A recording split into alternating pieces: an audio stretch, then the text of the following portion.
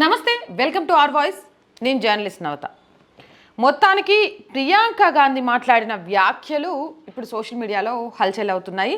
My mother's mangalsutra was sacrificed for this country. Priyanka Gandhi Vadra flies PM over his remarks in Rajasthan. దీన్ని చాలామంది ఇలా troll చేస్తున్నారు. కహా high mangalsutra. మీ అందరికీ కనిపిస్తోంది కదా. అసలు ఏ ఉద్దేశంతో ప్రియాంక గాంధీ ఈ వ్యాఖ్యలు చేశారు? ఈ దేశం కోసం, ఈ దేశానికి స్వతంత్రం వచ్చిన తరువాత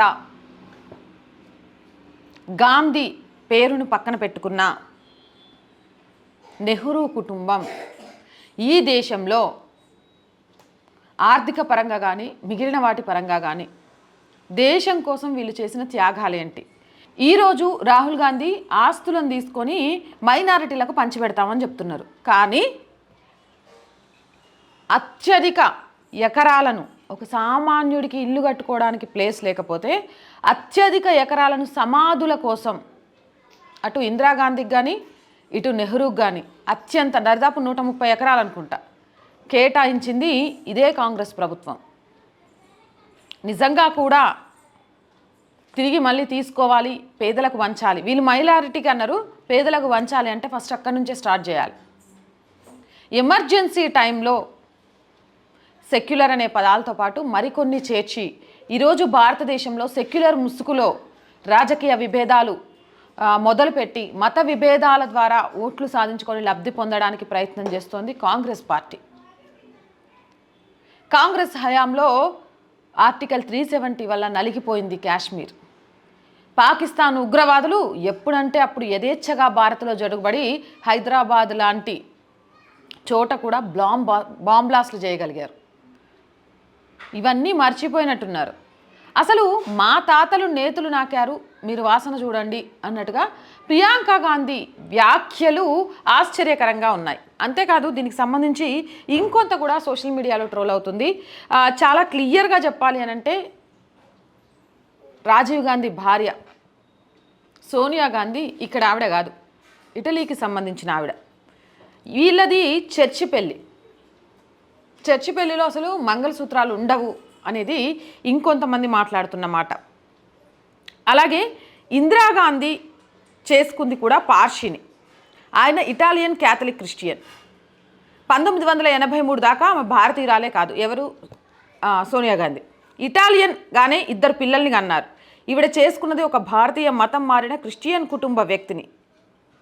అలాగే ఇప్పుడు ప్రియాంక గాంధీ మ్యారేజ్ చేసుకుంది కూడా ఎవరిని అనేది తెలుసు. సరే, పెళ్ళి ఎవరికి నచ్చిన వాళ్ళను వాళ్ళు చేసుకోవచ్చు, ఇందులో ఎలాంటి అబ్జెక్షన్ లేదు.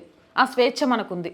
ఏ మతం అంటే ఆ మతంలో బ్రతకొచ్చు, ఆ స్వేచ్ఛ ఉంది. కానీ సెంటిమెంట్ రాజకీయాలను ఏమంటారు బయటికి తీయాలి అనే ఉద్దేశంతో మంగళసూత్రాన్ని కూడా వాడుకొని ఈరోజు ప్రియాంక గాంధీ మాట్లాడుతుందని ఎవరు ఎక్స్పెక్ట్ చేయండి. నిజంగా ఈ దేశం కోసం ఒక భగత్ సింగ్ లాంటి వాళ్ళు ఇలా చెప్పుకుంటూ పోతే చాలామంది ఉన్నారు. వాళ్ళ చరిత్రను కనుమరుగుల్లో లేకుండా చేస్తూ, శివాజీ మహారాజ్ లాంటి వాళ్ళ చరిత్రలను కనుమరుగు చేస్తూ, ఒక ఔరంగజేబ్ని, ఒక అక్బర్ని, ఒక బాబర్ని పుస్తకాలలో లెక్కించి పిల్లల మెదడులో దేశాన్ని పరిపాలించిన వాళ్ళంటే వీళ్ళేనా, భారతదేశానికి రాజులంటే వీళ్ళేనా అనే విధంగా ఒక అభూత కల్పనను కల్పించింది కాంగ్రెస్ పార్టీ. అసలు భారతీయ సంస్కృతి సాంప్రదాయాలను పక్కదోవ పట్టిస్తూ పాశ్చాత్య సంస్కృతులు, ముఖ్యంగా పాశ్చాత్య దేశాల నుంచి వచ్చిన మతాలు భారతదేశంలో విస్తరించడానికి కారణమైంది కాంగ్రెస్ పార్టీ. ఆ రోజు అందరికీ గుర్తుందో లేదో, ఇదే అయోధ్య రామ్లల్లా విగ్రహ ప్రతిష్ట జరిగిన రోజు రాహుల్ గాంధీ నడి రోడ్డు మీద కూర్చుంటే దీనికి సంబంధించి కొన్ని వందల సంవత్సరాల క్రితం జరిగిన దాంట్లో నెహ్రూ చేసింది ఏంటి అనేది కూడా చాలా క్లియర్గా తెలుసు. నాకు తెలీదు అక్కడ ఏమన్నా జరుగుతాయని చేతులు ఎత్తేసిన ఘనుడు నెహ్రూ. ఎప్పుడు కూడా ఒక వర్గానికి కొమ్ము కాస్తూ ఆ వర్గపు ఓట్ల ద్వారా మాత్రమే లబ్ధి పొందాలి అని చూసింది అని చెప్పడంలో ఎలాంటి అతిశయోక్తి లేదని ఈరోజు భారతీయుల్లో చాలామంది నమ్ముతున్నారు. అందుకే చాలా రాష్ట్రాల్లో ఈరోజు కాంగ్రెస్ కనుమరుగవుతోంది. ఇప్పటివరకు రాహుల్ గాంధీయే ఇలాంటి వ్యాఖ్యలు మాట్లాడేవాడు, అడ్డంగా దొరికిపోయేవాడు, ట్రోల్స్కి గురయ్యేవాడు అనుకునేవాళ్ళు. ఇప్పుడు ప్రియాంక గాంధీ కూడా ఆ ఖాతాలో జరిగిపోయింది. ప్రియాంక గాంధీ కాదు, ప్రియాంక వాద్రా. స్వతంత్రాన్ని తీసుకురావడానికి కష్టపడిన మహానుభావులు చాలామంది ఉన్నారు. అందులో గాంధీ పేరు ప్రముఖంగా చెప్పుకుంటూ ఉంటాం. అలాంటి గాంధీ పేరును పక్కన పెట్టుకొని దాంతోనే ముందుకు వెళుతూ అదే చూయించుకుంటూ ఇంకా భారతదేశంలో తమ ఆధిపత్యాన్ని కొనసాగించడం కోసం కులాల మతాల వర్గాల మధ్య ప్రాంతీయతల మధ్య విభజించు పాలించు అనే సూత్రాన్ని తీసుకొస్తోంది నిజంగా కూడా ఇదే గాంధీ కుటుంబం. మొన్నటికి మొన్న లండన్ వెళ్ళి రాహుల్ గాంధీ ఏం మాట్లాడాడు? నిజంగా భారతదేశం కోసం మంగళసూత్రాలను త్యాగం చేసిన ఒక వ్యక్తి కడుపులో పుట్టిన వ్యక్తి అయితే పక్క దేశాలకు వెళ్ళి భారతదేశాన్ని కించపరిచే విధంగా మాట్లాడతాడా? నిజంగా ఈరోజు భారతదేశం ఔన్నత్యాన్ని ప్రపంచ దేశాలు చూసి పని చేసే గంటల్లో వెసులుబాటు ఇచ్చి అయోధ్య రామలల్ల విగ్రహ ప్రతిష్టను చూడమంటే వైష్ణవులు శైవులు అని చిచ్చు పెట్టడానికి శివాలయానికి వెళ్ళి నడి రోడ్డు మీద కూర్చుంటాడా? ఇదే కాంగ్రెస్ పార్టీకి సంబంధించిన వ్యక్తి జై భారత్, భరతమాత అంటే ఎవరు, జై శ్రీరామ్ అని మేము అనను అంటే చూస్తూ ఊరుకుంటాడా?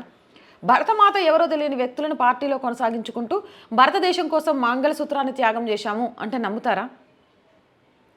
ఈరోజు కర్ణాటకలో లవ్ జిహాద్ కేసులు జరుగుతూ ఉంటే ఒక్కరైనా నోరు మెదిపారు అసలు లవ్ జిహాదే కాదని పక్కదోవ పట్టిస్తున్నారు. ఒక రాజ్యసభ సభ్యుడి అనుచరులు జై పాకిస్తాన్ అనే నినాదాలు చేస్తే పాకిస్తాన్ అని అన్నది కాదు, దాని మీద ఫోరెన్సిక్ ల్యాబ్ రిపోర్ట్ కావాలి అప్పుడే నమ్ముతామని ఆ ల్యాబ్ రిపోర్ట్ వచ్చిన తర్వాత కూడా కనీసం మరి నీ అనుచరులు ఎందుకు అలా చేశారు, దీనికి సంజాయిషి చెప్పు, నిన్ను పక్కకు తీసేస్తున్నామని కూడా మాట్లాడలేదు. అయోధ్య రామలల్ల విగ్రహ ప్రతిష్ట ఆ శిలనిచ్చినందుకు క్వారీ యజమానికి 60,000 ఫైన్ వేసిన ఘనులు. ఇప్పుడు కూడా నేను విన్నాను, పూర్తి సమాచారం తెలియదు, తెలిసిన తర్వాత మాత్రం దాని గురించి ఒక వీడియో చేస్తా. కర్ణాటకలో ముస్లింలను తీసుకొచ్చి ఓబీసీలో చేర్చిండ్రు. మైనారిటీలకు సంబంధించి ఆల్రెడీ రిజర్వేషన్ ఉంది, అది సరిపోదు అన్నట్టు ఓబీసీ రిజర్వేషన్లలో కూడా వీళ్ళని యాడ్ చేయడం వెనుక ఉద్దేశం ఏంటి? ఎవరి తాయిలాలు చూపించుకుంటూ ఎవరి ఓటు బ్యాంక్ రాజకీయాల కోసం పనిచేయాలని చూస్తున్నారు. నిజంగా ఈ దేశం కోసం, తెలంగాణ కోసం ఎంతోమంది మంగళసూత్రాలను త్యాగం చేసిండ్రు. వాళ్ళ పేర్లు చరిత్రలో కాదు, గుర్తుపెట్టుకుని ఈ తరానికి తెలియకుండా చేసిన ఘనత ఈ గాంధీ కుటుంబాందే. ఎంతమంది మహానుభావులు స్వతంత్రోద్యమంలో పాల్గొన్న ఒక 50 మంది పేర్లు నిజంగా ఎదురెళ్ళి ఏమంటారు, తుపాకీకి గుండెను చూపించి బలైన వాళ్ళు మస్తు మంది ఉన్నారు. చెప్పమనండి ఈ తరం పిల్లల్ని, చెప్పలేరు. ఎందుకంటే చరిత్ర పుటాల్లో నుంచి వాళ్ళ పేర్లు తొలగిస్తూ ఒక గాంధీ, ఒక నెహ్రూ, ఒక ఇందిరాగాంధీ ఇవే పేర్లను చెప్పుకుంటూ వచ్చారు. ఒక ఔరంగాబాదు, ఒక అక్బరు, ఒక బాబరు, ఒక బీర్బర్, ఇవే కథలు చదివించుకుంటూ వచ్చారు. రాణా ప్రతాప్, శివాజీ మహారాజ్, రాణి రుద్రమాదేవి, ఝాన్సీ లక్ష్మీబాయి, సర్దార్ వల్లభాయ్ పటేల్, భగత్ సింగ్, ఇలాంటి వీరుల చరిత్రలను తొలగించేసి ఆ వీరుల పేర్లను రేపటి తరానికి తెలియనీయకుండా చేసి ఈరోజు వీళ్ళు మాత్రమే స్వతంత్రం తెచ్చిన మహానుభావులు, వీళ్ళకు మాత్రమే ఈ దేశాన్ని వెళ్ళే హక్కు ఉంది, వీళ్ళు మాత్రం సుఖంగా ఉండాలి, వీళ్ళు పర్టిక్యులర్గా మాట్లాడింది హిందూ సంపద గురించి మాత్రమే, హిందూ ఆలయాలు బ్రతకాలని, హిందూ సంస్కృతి బ్రతకాలని ఒకప్పుడు రాజులు, ఒకప్పుడు పాలించిన వాళ్ళు కొన్ని ఎకరాలను, కొంత సంపదను వాటికి అప్పచెప్పారు. ఆ సంపద మీద కన్నుబడే ఈరోజు భూముల ఏమంటారు ఆస్తికి సంబంధించి మొత్తము రీవెరిఫై చేసి పంచిపెడతామనే ముచ్చట్లు చెప్తుంది. ఎవడబ్బ సొమ్ము ఎవడు పంచిపెడతాడు? ఎవరిచ్చారు ఆ హక్కుని? ఈ దేశ సంపదను కొల్లగొట్టి ఈ దేశంలో ఎవరికో పంచుతా అని ఎంత అందులో కాజేయాలని చూస్తున్నారు. ఫస్ట్ విదేశాలకు వెళ్ళినప్పుడు మన దేశం గురించి గర్వంగా చెప్పడం నేర్చుకున్న తర్వాత ఈ దేశం గురించి ఆలోచిస్తే బాగుంటుంది అంటున్నారు చాలామంది. మీరేమనుకుంటున్నారు? కామెంట్ సెక్షన్లో పెట్టండి. మోర్ వీడియోస్ కోసం మన ఛానల్ వెంటనే సబ్స్క్రైబ్ చేయండి. వీడియో నచ్చిందా లైక్ చేయండి, షేర్ చేయండి అండ్ సపోర్ట్ చేయండి. మీ అందరి సపోర్ట్ మన ఛానల్కి చాలా చాలా చాలా అవసరం. Please support us. మనకు ఒక పర్మనెంట్ ఆఫీస్ సెటప్తో పాటు పర్మనెంట్ ఎక్విప్మెంట్ కూడా కావాలి. మీ అందరి సపోర్ట్ ఉంటే ఖచ్చితంగా మంచి మంచి వీడియోలతో ఇంకా మన ఛానల్ని అచీవ్ చేసుకుంటూ ముందుకు తీసుకెళ్ళగలను. ఇప్పటి వరకు సపోర్ట్ చేస్తున్నారు, అలానే చేయండి. చేయాలి అనుకునేవారు సబ్స్క్రిప్షన్ పక్కనే జాయిన్ అనే బటన్ కనిపిస్తుంది, అందులో 1 to 5 లెవెల్స్ ఉంటాయి. ఏదో ఒక లెవెల్లో సపోర్ట్ చేయండి. లేదా స్క్రీన్ మీద ఫోన్పే, గూగుల్ పేతో పాటు అకౌంట్ డీటెయిల్స్ కూడా ఉంటాయి, దాంట్లో అయినా సరే మీరు సపోర్ట్ చేయొచ్చు. అండ్ చూస్తున్న వాళ్ళంతా సబ్స్క్రైబ్ చేశారా లేదా చెక్ చేయండి. అండ్ అందరితో మన ఛానల్ని సబ్స్క్రైబ్ చేయించండి. Stay with us. జై భారత్.